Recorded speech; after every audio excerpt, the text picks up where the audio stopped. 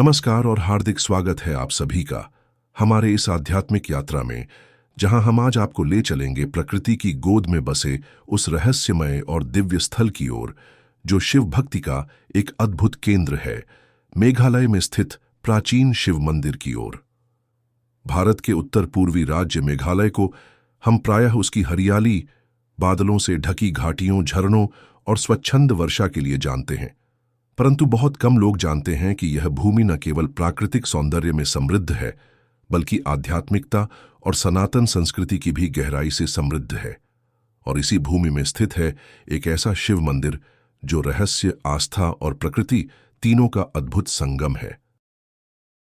यह मंदिर सिर्फ एक इमारत नहीं, बल्कि यह एक ऊर्जा केंद्र है।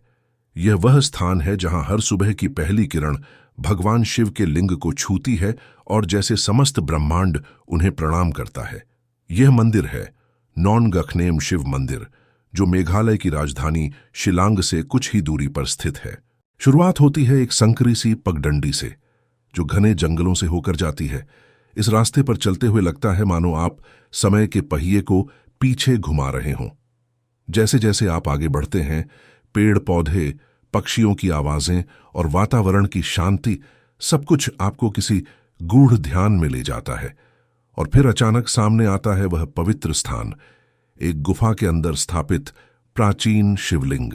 कहते हैं कि यह शिवलिंग स्वयंभू है, यानी इसकी स्थापना किसी मानव ने नहीं, बल्कि प्रकृति ने स्वयं की है। स्थानीय लोग इसे लुइत शिवलिंग के नाम से भी जानते हैं। इस शिवलिंग के चारों ओर प्राकृतिक जलधारा बहती रहती है। बिना किसी पाइपलाइन, बिना किसी स्रोत के यह जल सदियों से शिवलिंग पर गिरता आ रहा है। यह दृश्य ऐसा प्रतीत होता है मानो स्वयं गंगा जी शिवजी के जटाओं से निरंतर बह रही हों। यह मंदिर इतिहास और जनमानस की स्मृतियों में बहुत गहराई से जुड़ा हुआ है। कहते हैं कि जब आदि गुरु शंकराचार्य भारत भ्रमण पर निकले थे, तब उन्होंने इस स्थल को आध्यात्मिक दृष्टि से अत्यंत पवित्र बताया था।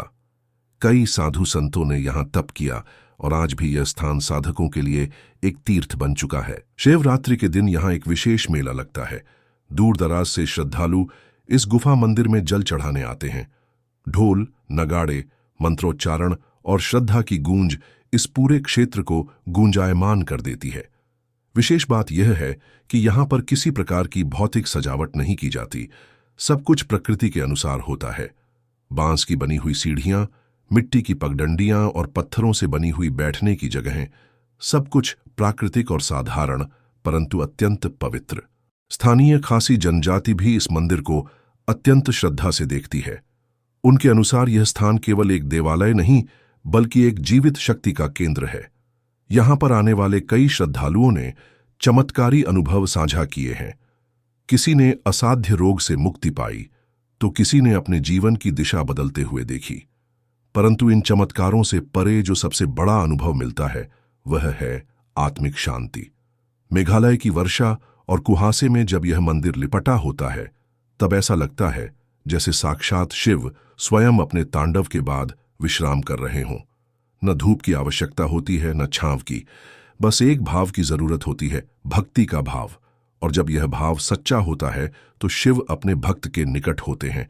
यही तो शिव का स्वरूप है, भोलेनाथ, भाव के नाथ। जब आप इस मंदिर में प्रवेश करते हैं, तो गुफा की दीवारों पर प्राकृतिक नमी और हरियाली देख सकते हैं। हर कोने से टपकता जल, गूंजती हुई मौन ध्वनि और भीतर बैठा वह शिवलिंग, सब कुछ एक गहरा ध्यान रचता है।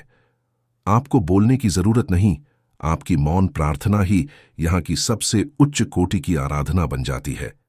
इस मंदिर का उल्लेख पौराणिक ग्रंथों में भले ही बहुत अधिक विस्तार से न मिले, लेकिन जो लोग यहां गए हैं, उनके अनुभव खुद किसी ग्रंथ से कम नहीं।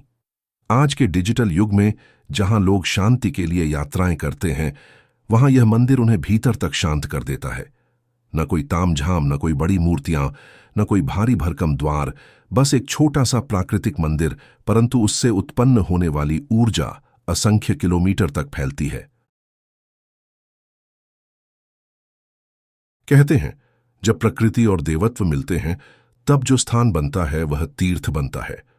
मेघालय का यह शिव मंदिर एक ऐसा ही स्थान है, जहां पहाड़ों की चुप्पी, पेड़ों की सांसें और जल की धारा तीनों मिलकर शिव की उपस्थिति का आभास कराती हैं। यहां आकर आप खुद को नहीं बल्कि शिव को देखने लगते हैं। और तभी तो कहते हैं, शिव भक्ति में खो जाना स्वयं को पा लेना है। तो दोस्तों, यदि आपको सच्चे मन से शिव का सान्निध्य चाहिए तो किसी बड़े शहर के मंदिर नहीं बल्कि ऐसे ही किसी प्राकृतिक स्थल की ओर बढ़ें, जहां न रश्मि की चकाचौंध हो, न भीड़ का शोर, सिर्फ शिव हों और आप। आज की इस आध्यात्मिक यात्रा में हमारे साथ बने रहने के लिए आप सभी श्रोताओं का बहुत बहुत धन्यवाद। आशा है कि मेघालय के इस अद्भुत शिव मंदिर की यह कथा आपके मन को स्पर्श कर गई होगी।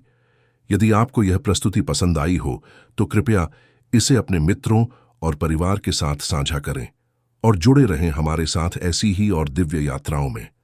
आपसे विदा लेता हूं, पर अगली आध्यात्मिक यात्रा में फिर मिलूंगा एक नए रहस्य, एक नए स्थल और एक नई श्रद्धा के साथ। तब तक के लिए जय भोलेनाथ, हर हर महादेव।